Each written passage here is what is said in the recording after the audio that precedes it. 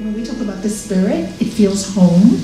And, you know, the rest of the world, we just live, have a good time. It's there, material stuff for us to play and not get attached to. Because we, unfortunately or fortunately, we can't take it back when we leave this earth. So when we learn to be able to play without possessiveness, then we really can enjoy life and not feel guilty about certain things, you know. Everything is there for us to make us really quite happy. But the problem starts when we get over-attached to it, or we get fearful about it, when we have anxiety because we're going to lose it. This is where all the problems start. But if you start off your day by saying, nothing is mine, you know the typical yogic practice. It's called neti. Nothing is mine. You start off your day and going, well, this doesn't belong to me, but it's on loan, so I'm going to enjoy it. Yeah, I'm going to enjoy it. It's on loan. It's not mine. It's not permanent. Nothing is permanent. I am also not permanent. I am also not permanent. So good and bad are just things that I experience on this path. And today's subject is holding on to the peace and not onto the fear. Fear only comes because of attachment. Fear of loss. Loss of people we love. Loss of material things. Fear of things going wrong. Fear of losing our, you know, a well-protected ego, or what people think of us. So much fear everywhere. You know, you turn on the news, you got fear. There's wars, there's battles, there's climate change, there's earthquakes. This is the subject exactly today. Yeah. Hold on to the peace, not to the fear. If you can't, you know, it's so simple, right? As you think, it becomes, right? Really. So if you're constantly thinking, my house makes me tense, or this makes me feel uncomfortable, you are going to magnify it. It'll get worse every time you walk in. It's like when you dread something, right? You fear. Okay, I'll give you my own example. When my husband passed and I had to drive, oh my God, me drive? I had no choice, you know. It was one of my fears. And I thought I'd never have to face it, but he was gone and there was nobody, and I had to get my car, a new car on the first day. I could drive. I just hadn't driven for so long because he always did it for me. Took the car, and I remember crying all the way home with a brand new car because it had to be automatic. And I bought an automatic car. Cried all the way home, and when I got home I was so proud of myself that I could cry but yet find peace in it. So all the way home I kept on telling myself, what's the worst that could happen? I'll die. So long as I don't kill anybody, I'll be very happy. Yeah. So I cried because I realized I was facing my fear. So what I went home to, and then I went home, the very next day I made myself go into the car again, and again, right? And look at the peaceful, what is the worst that can happen? I will die. But I can't die because I have to be really careful not to hurt somebody. So what do I have to learn? While I'm driving, listen to something peaceful. So I put Gurudev's voice on. So till today, whenever I'm alone in the car, I put his voice on. And I listen to something that elevates. Because it is very easy to go back into old patterns of fear. It is very easy. Once you're frightened of something, it's very easy to repeat it. You think you're free from it by practicing 6 months. You're not. Because once you have a fear, it goes so deep inside, it takes years. And then one day you get up and you know, I really actually love driving. I really do now. But I'm just a lousy parker. You see what I'm saying? Because the more you hold something in your mind, the bigger it gets. But it takes many years to convince yourself out of an old pattern. So hold on to the peace. And how do you really, in the Bhagavad Gita, it says, you know, when you have any kind of fear or any kind of addiction, the first thing you must do is understand it, understand the fear, and understand the addiction. Then understand, first and foremost, foremost who you really are. First and foremost, who you really are. Because you will never lose the fear unless you realize you're spirit and you are soul. Never. Because the moment you think I'm human and I'm going through all this suffering, I'm going through all this pain, you will feel the suffering, you will feel the pain. But understand, you are spirit occupying this body. When you really know it, for once and for all, the fears will leave you. They will leave you. Yeah. You see, most of us try to stress and fear. When it comes our way, we stress. I don't want to be scared. I don't want to suffer. I don't want. Aversion is a problem. It's an attachment. Just like pleasure is an attachment. Aversion is also an attachment. I don't want. And while you're doing I don't want, guess what? It'll come your way till you just accept it is. Mantra is a brilliant way. When the mind is going so crazy and so mad because of all your fears, fear of loss, fear of this, fear of that, hold on to the mantra. It is amazing. I think I told you the story about my first experience with giving somebody a mantra. Many, many years ago, somebody called me. His life was falling apart. His wife left him that week. His son was taken to prison for drugs, and he lost his job all in 1 week. And he called me, and he wanted to die, and he wanted to commit suicide. And it was my first patient. It was one of my husband's acquaintances, and I don't know why he called me. I was working in a shop at that time, so I went to see him. I didn't know what to do because when somebody wants to kill themselves, the mind is, but no, you don't know. This has happened to me. There's nothing left for me. They go on. So I'm trying to talk. I know he hasn't heard a word I said because he can't hear me. He can only hear himself. And every time he went on and on and on, he just got more agitated. And then I remember saying a prayer, guide me. What should I give him? And I thought, mantra. So I said to him, stop a minute. Stop. Take a deep breath. I said, I'll give you a simple 2 words to say. Every time you want to talk, don't talk. I want you to say, Hari Om, Hari Om, Hari Om, Hari Om. Can you do it? Hari yes. And he says, what does it mean? I said, you don't even need to know that.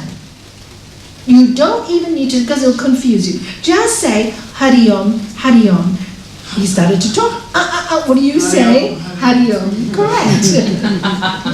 And he started to talk, and again. So anyway, we did this for 10 minutes till he even trained himself not to so much. Anyway, it's really scared because it was my first case. I remember going home, not sleeping, and thinking, oh my God, what have I done? What if he kills himself? I'm not a counselor. I was only about 36 years old at that time. I have never done any of this. What happened? I remember being so fearful. Anyway, the next morning he calls me at 10 o'clock in the morning and he says, oh, this word, Hari Om, it's magic. I couldn't sleep and I kept on saying it. I got so bored I fell asleep. And I go, oh, it definitely works. All the books I've read, because you think you do it for yourself in my personal practice, but you don't see what it's doing. But when you see it in somebody else, so quickly, and I go, that's the force of the mantra.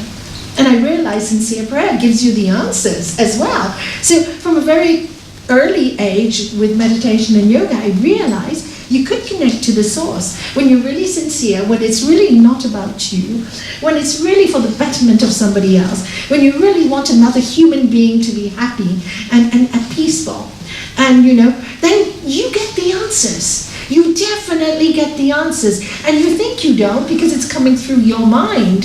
But then you go, I would have never done that. I would give Om Namah Shivaya because that was my mantra. But that would have been too long for this guy. Hari Om was just perfect, And many years, and I gave him a picture of my master, Sri Swami Sotogrande at that time.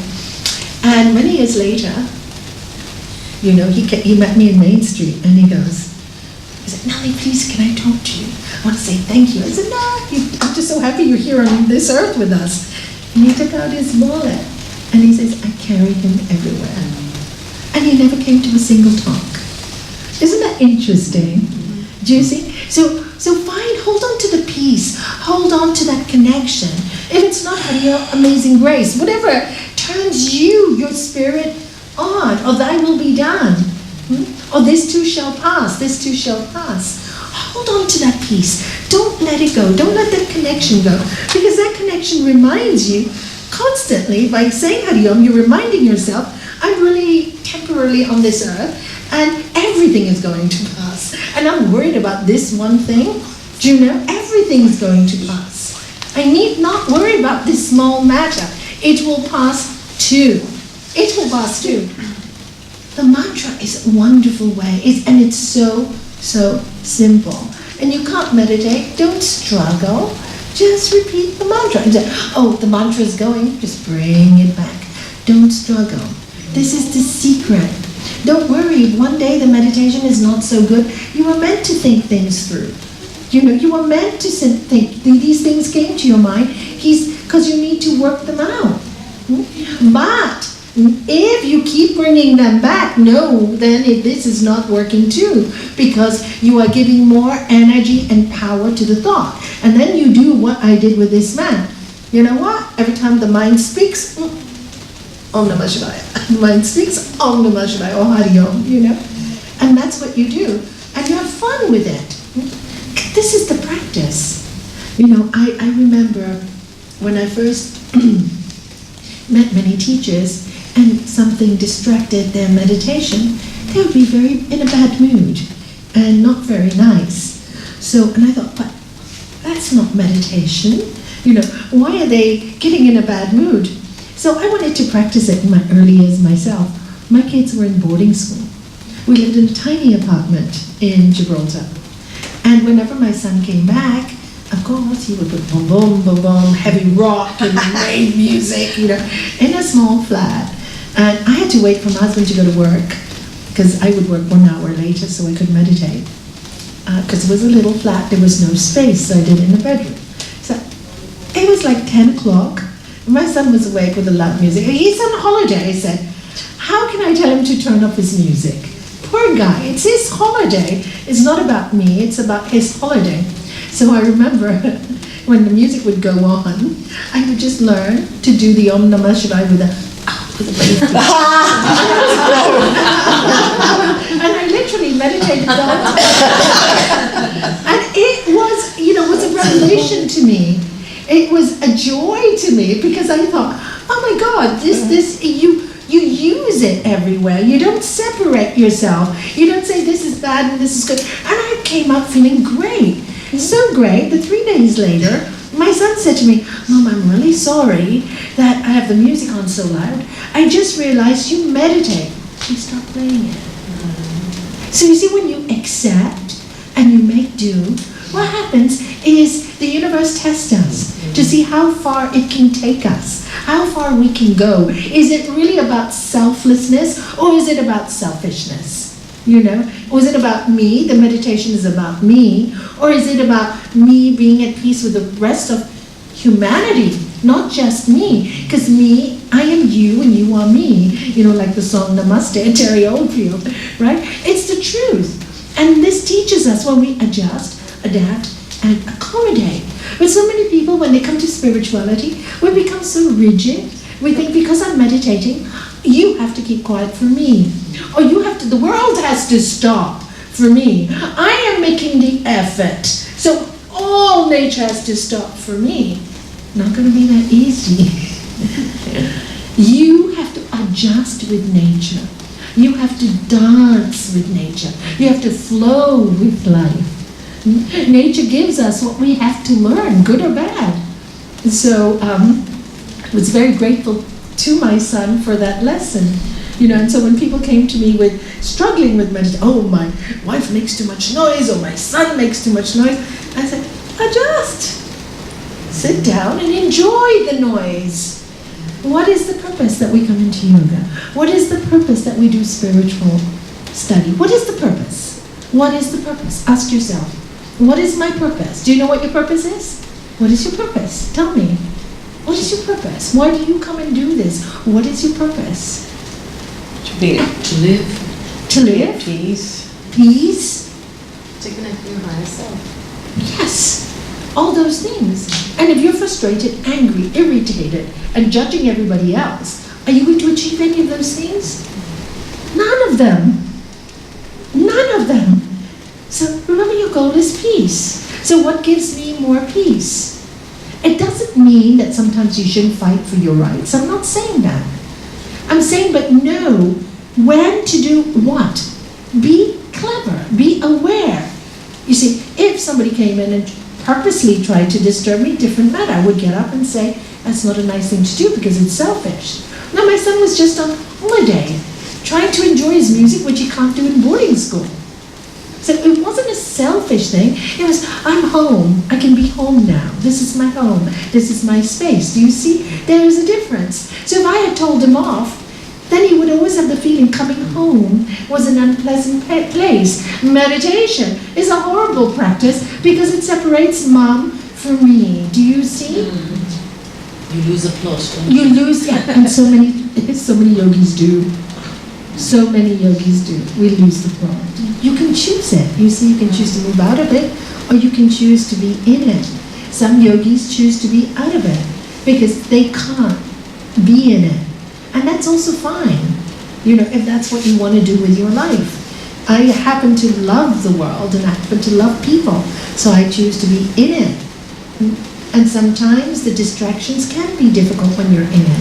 But so long as you maintain the self of your, that you are the higher self that's occupying a body, you can really be anywhere and be comfortable. You can be anywhere. But once you start on this path, you do need periods of silence. You do. It's essential.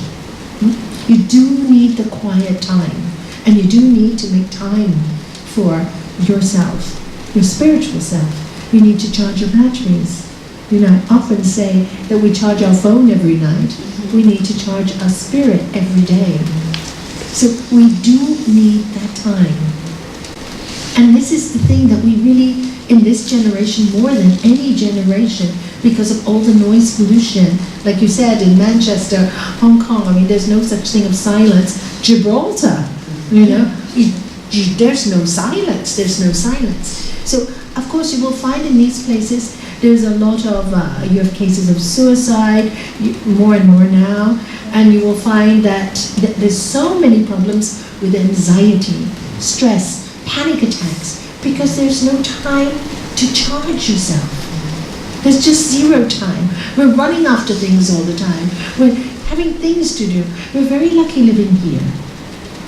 Because really we're living in an area, you know, that is very quiet and peaceful, and still you have communication with the world. So you have both. And it's such a perfect environment for us to grow, because you learn the ways of the world, and you don't throw the world away. You love the world, but you still have your time, your space. And really, the more you grow in spirituality, you will realize the more you need quiet. That will happen. And when you get those moments of silence for yourself, it's like somebody's given you the best drug of all. It is a drug.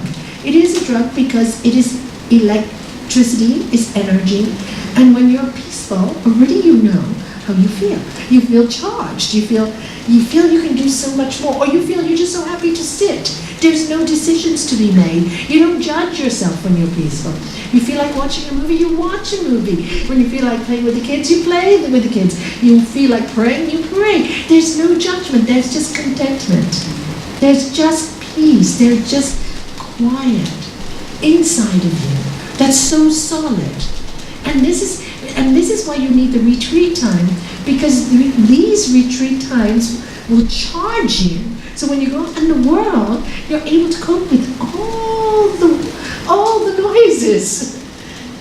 And it makes you really, really strong, because once you taste the drug, which is so delicious, the drug of the spirit, you know, nothing else is equal to it. Nothing else. So you enjoy the earth, but you know, well, it's just the earth. So what can I do for the earth while I'm here? If it's just the earth, I can sit on my own and not contribute. That's also okay if I'm perfectly at peace. Or I can make a difference. There's no judgment on any of it. Do you see? The goal is peace. So it doesn't matter what you do in the end. If you are peaceful, then those vibrations will be sent out to our earth. They will be sent out. That's the idea of the Carmelite nuns, right? That's why they all sit in quiet. They sit in quiet and don't talk, so that they keep the balance of the earth. That's the reason why they pray for our world. Because when you talk, you may say something wrong, or you may be misunderstood, or you may give the wrong message. So they choose to sit in prayer and balance the world. And there are many people like that in our world. Thank God for them. They pray for us. So you really have to know who you are and what your character is, to know yourself. Try not to be like anybody else. What is who you are? I think music is such a great thing. I love that there are so many dancers in the world.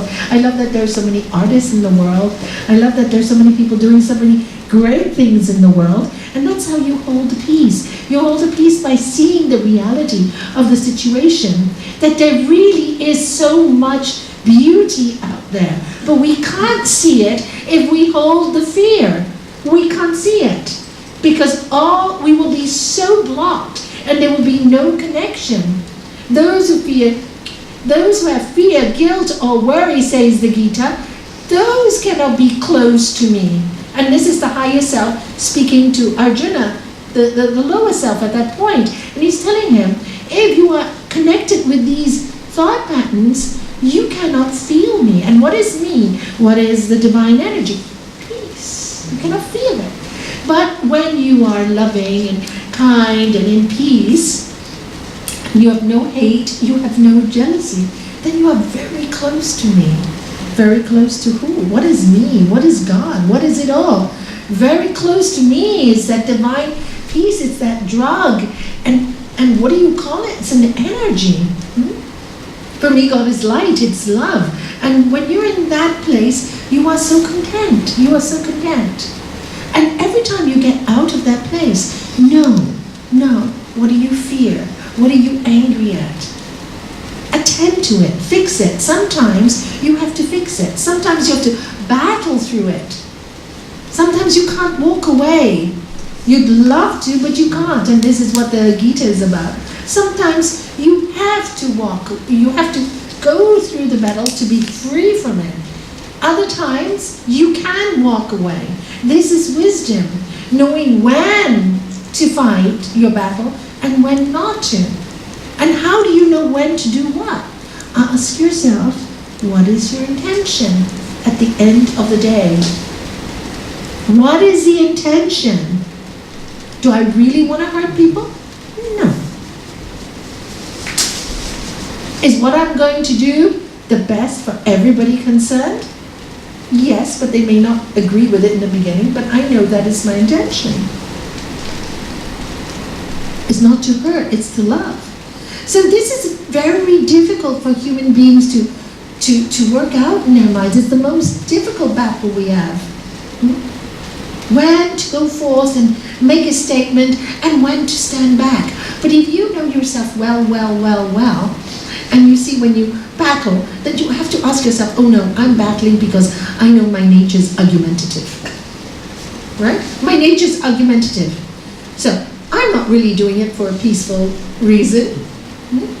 I'm doing it because my nature is argumentative. I need to work on that. Do you see that? And another person is, let's walk away. Oh, poor thing. You also know that person is weak and scared to confront others. So if you know your nature is weak, build up your strength and you get the problem you need to confront. So know yourself well. This is the secret. If you know yourself well, we spend so much time analyzing everybody else and what they're about. But if we can spend the time analyzing what's going on in here and fixing it, there's always a solution.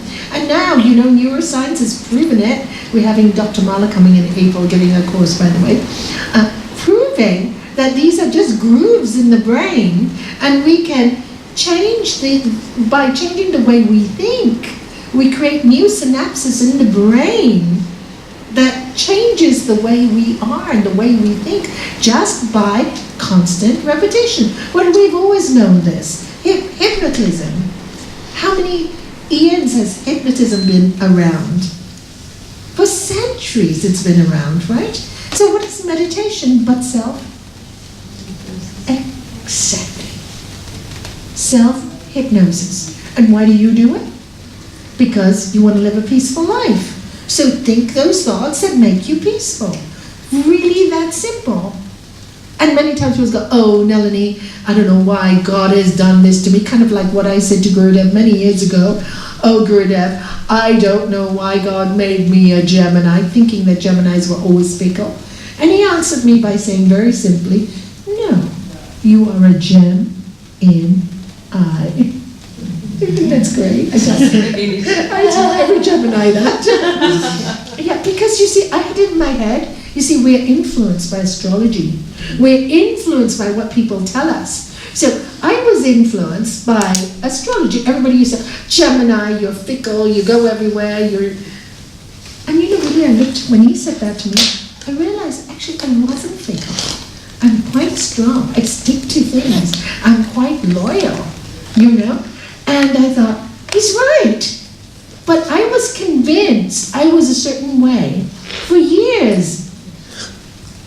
So we need to break those things that we think we are and become who we're really born to be. And I love my master. He used to say, when somebody used to go too much into horoscopes, he said they are horoscopes. I loved it. And he said, you were born, of course you're born under certain stars and certain elements, because there's certain things you need to learn. So you have some characteristics genetically and astrologically. But he said you're here to learn to transcend them. You come with these characters, but you're supposed to transcend your weaknesses and build on your strengths. But most people, what they do is they concentrate on their weaknesses and not on their strengths. So constantly when people are get too deep into astrology, they label people. And they tell people, you're like this, you're like this. And what happens? Every time you're told you're a certain way, what's going to happen to you? As you think? And now they even say there are more planets. They're not just, the 12 signs. Anyway, in Indian astrology, there are 9 planets. So, you see, every tradition does it differently. You go to American Native, they will tell you something else as well. So, these are all ideas. Everything is just a bag of ideas that come from the mind. Nothing is real. Nothing is real. So now that you know nothing is real, isn't it fun? You can play with your mind. That's why kids have such a great time, because they're still in that frame of mind and they can imagine all kinds of things, all kinds of beautiful things. And when you keep the mind at peace and not focus on the fear, inspiration comes. This is when you get connected. And like the Bhagavad Gita say, I am so close to the one who loves all, hates no one, forgives, no jealousy. Why? Because the mind is blank then, right? So you can receive whatever the universe wants to give you. Everything is there and much more. Everything is there and much more. And whatever you're meant to, if the mind is peaceful, you can receive lots of messages. And you can do so much with your life, and you will know, because it will come from here, and you'll be inspired. And it's not all about I, me, and mine. People start off like this. They start off really good. And they go into politics, or they go into yoga, or they go into religion, or they go into different things. What happens is, when they get powerful, this is when they get corrupted. This is when it gets corrupted. Because then the power, I am doing it. We do nothing. We're just here for a little while. How long are you your name for? How long are you your name for? Not for a long time.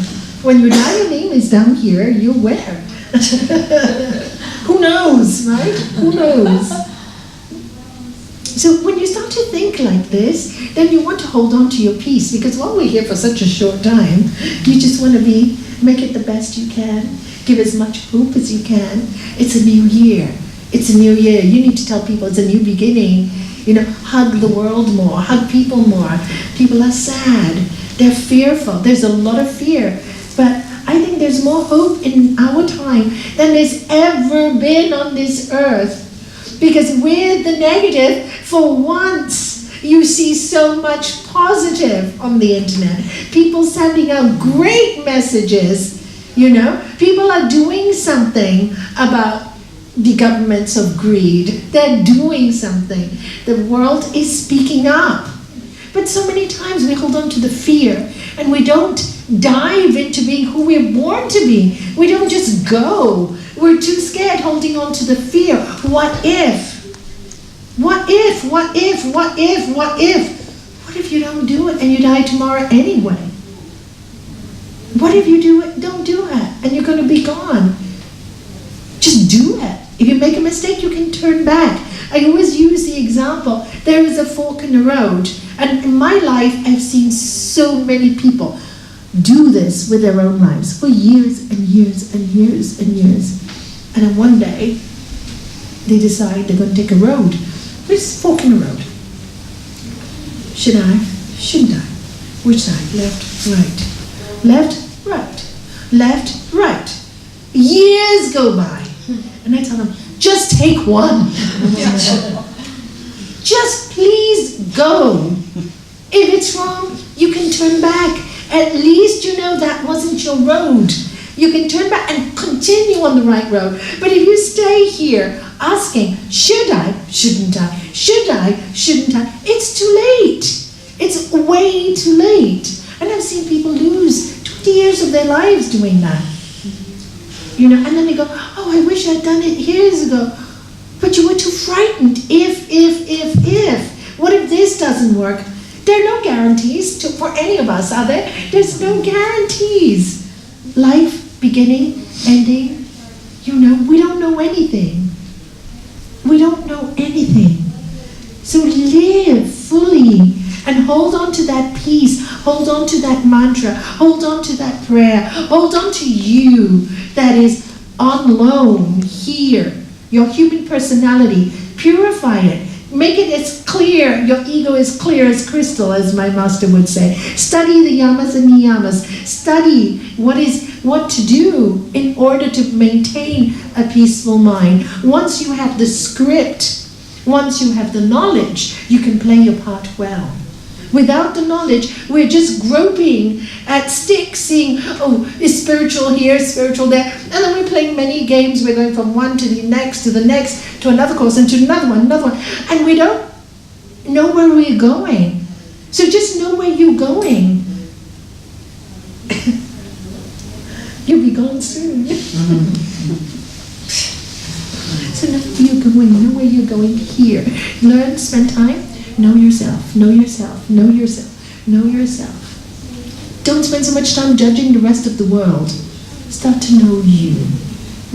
And then you'll have, once you love you and once you like you, then you'll start to love the world because you are the world. You are them, they are you. And when you can respect yourself, you start to respect people. And when you realize when they go wrong, you realize very quickly it's not them that is bad, it's the mind that is sick. Everybody is beautiful, but not everybody has a beautiful mind. And that's the way of the world. It will always be like that because this is a university. It's never going to change. We're always going to have good and we're always going to have bad. So we just need to hold on to that peace and not the fear and transcend it. Transcend it. Transcend it. Every time you put yourself in a box, transcend it.